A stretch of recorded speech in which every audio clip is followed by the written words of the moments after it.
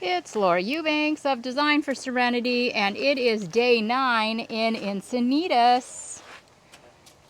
And look at us go. Okay, so we've got Kevin and Ralph working on potting citrus in these beautiful pots that our clients procured. We got Mel over here wrapping up this install with some little 1-gallon color. This came together really beautifully. So, we get all our 5-gallon bones in, and then we pop in, a little color here, a little color there. Then we have our little rubbles that we can tuck around. And you'll get to see this all finished up tomorrow when we do the grand reveal.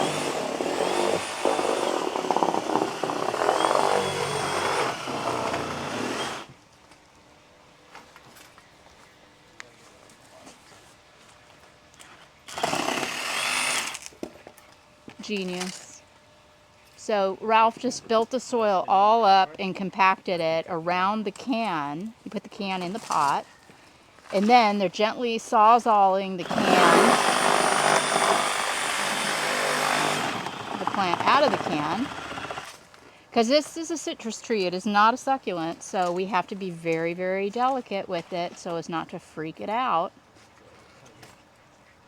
And you never want to grab it by the stem, by the trunk. You always want to grab by the bottom so as not to freak out the root system. So it's pretty much a two-man job. Look at that.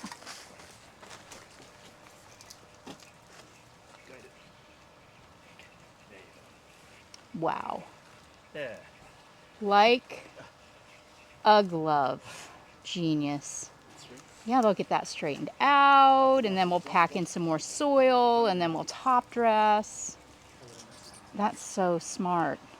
Okay, so yeah, we have, or will have used all of our plants. I sent Hannah, who's feeling a little better, moderately better, to Waterwise. And what you see before you now is another $750 worth of plants. Oof. Crazy how many plants I have installed in this installation. Okay, so moving on. I just like showing you this every day because it's so pretty. Oh, and all the sirens that you heard that started right when I started doing my walkthrough, there was a fire in Carlsbad that burned over 50 acres, and the emergency personnel, the firefighters, the police, they were so on it. And today, it was over here. Today, you'd never know. Just got that handled. Thank you so much, firefighters, for protecting us and our communities the way you do. Our clients went and purchased some bagged rock today to put around the fountains. These are Sonora Shiners, one of my favorite rocks, and you'll get to see how that looks in the grand reveal tomorrow. I just popped these plants in this blue pot here. I pulled in some more Sansevieria and a little crassula and some little sedums and a little lavender lady. And then this beautiful mosaic pot, I just popped some colorful sedums in there. So I'll top dress around that tomorrow. We got the fountain in yesterday, and today Greg got it shimmed, and we got the water flow exactly the way our client wanted it. So that was a winner. And I completed my planting. I honestly, I could plant for another week, but I restraint. So in here will be, I tucked in a little more tapestry, sprinkled tapestry throughout, but there will be rubble, and other accent rock in here as well, obviously, as top dressing. And here is our fountain. And the idea is that the birds can bathe right there. This is going to be so beautiful when we get it all rocked all around it and get all the top dressing in. Mel worked over here on framing out the fountain with plantings. Did such a beautiful job. Look at all that gorgeousness. So you can see all the plantings are really going to soften the rock.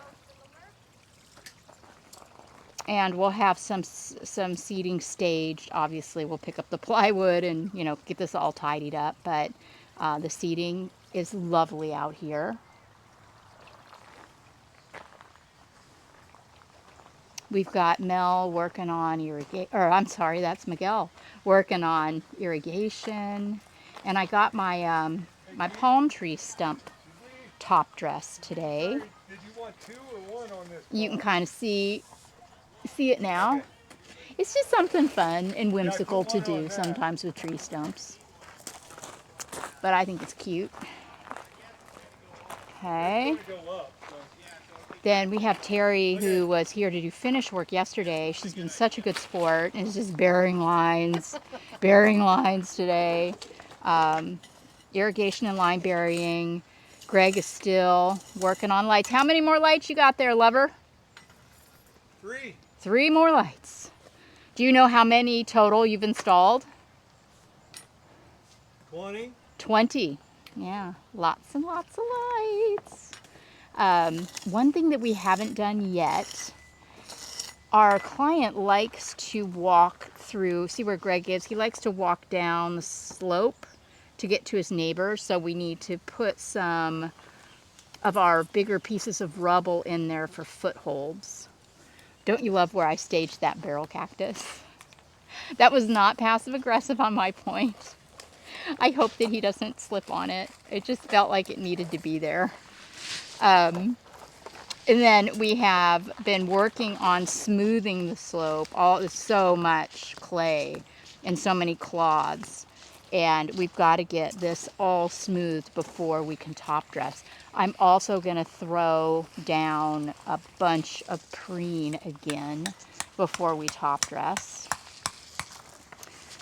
It's finally coming to an end, guys. We have our clients' gardeners coming. There'll be 5 extra guys tomorrow to help spread rock. And that's just so exciting. So see this black line right here? This is lighting. This is low voltage wire. And all of that has to be buried and stapled. And it is a labor of love. I mean, that's what Terry's doing right now. Oh, and I wanted to show you guys, Terry's got the Corona scoop. Can you show them the scoop? Is this not wonderful? Yes, it is. It really is wonderful. Not only does it dig and it has a sharp point, but it also has a serrated edge, and you can cut plants out of cans. I am obsessed with the Corona scooper, and you can get that at Lowe's. It's available at Lowe's, also at corona.com. But yeah, I've been meaning to demonstrate that tool all week, and I'm so sorry I just haven't had the time, but I am obsessed with it. Also, these little gorgeous things, these are the Corona Pocket Pruner. Terry, you're gonna love this. They are super lightweight. And I thought, no, they're too wimpy, they're too lightweight. I was wrong. They're light, which I like. They're sharp, sharp, sharp. And I have been cutting everything with these things. So I think that little pocket pruner is going to be my go-to from now on instead of the heavier clipper. And yeah, anything to make our lives easier out here, huh, guys? For sure. Okay, so... And there's Omar, tirelessly burying lines. Only 300 more feet to go, Omar. Yeah.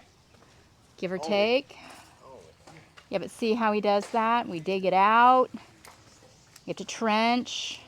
And then you have to staple, because if you don't staple, those wires have a way of popping right back up, and nobody wants to see that, do they?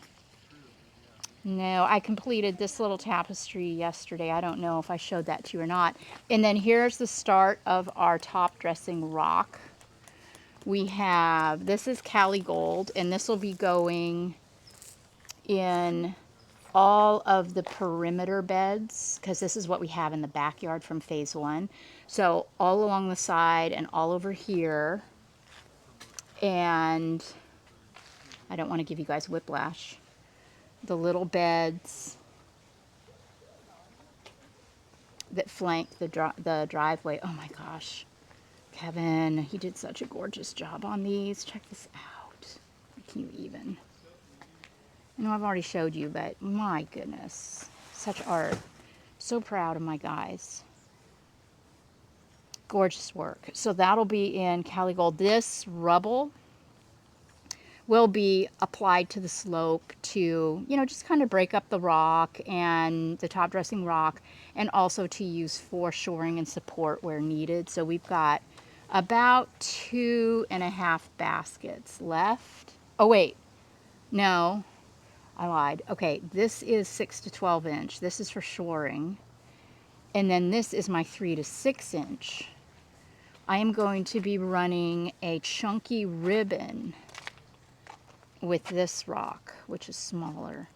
This rock is going to go all along the top up here, because the client has a lot of wildlife that loves to run through the yard, and he loves the idea of that third element, you know, where I run the ribbons through at the end, but doesn't really want a 3/4 inch rock, because it just gets all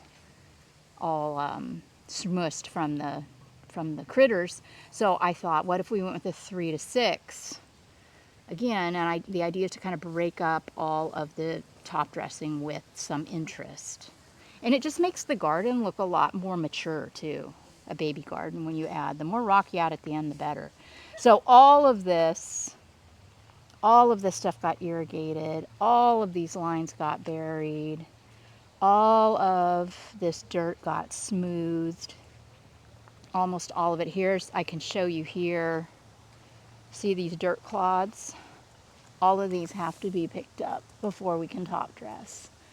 And there's still work to do here, because we also have to trench along edges where needed. And we'll have the guys do that first. I think with Freddie's 5 guys and I've got 5 or 6, we should have that done in half hour tomorrow. That's not going to worry me. And then I thought today I want to do a little tapestry here at the front, right? Here's our new mailbox. And so I did a little tapestry there. Then they're going to have the numbers, the house numbers, adhered, obviously not on the plywood, but they're going to have numbers adhered or installed onto that rock. So I did a little softness around that rock. I added a little baby barrel here, and then I added a couple little aloe noblesse there. And then again, see, look at all of this black wire going all the way up. It's all got to be buried. Okay, what did I do here? I haven't shown you this slope in a couple days. Again, I could just plant and plant and plant and plant, but restraint. I did add today 2 big aloe cameronii right there. That was bugging me. I just felt empty in that spot. So, yeah. I still have a few more decent sized boulders too that I can throw in up here. But most of this is going to be, more rubble. Boulders are about gone. So, yeah, that's my story. This is more the bags of rock. We didn't have it delivered and set where you're going to need it. So we wanted to bring a couple of bags, 3 bags down below for ease of access, rather than having all of the bags up top and then having to schlep it all the way down the hill. Thank you so much. See you tomorrow. So okay. Um, we might make it. We might make it. There's still a lot of lines to bury. There's still some irrigation to do, but you know what? We just might pull this off and get her done. This has been Laura Eubanks with day 9 in Encinitas. See you tomorrow, guys.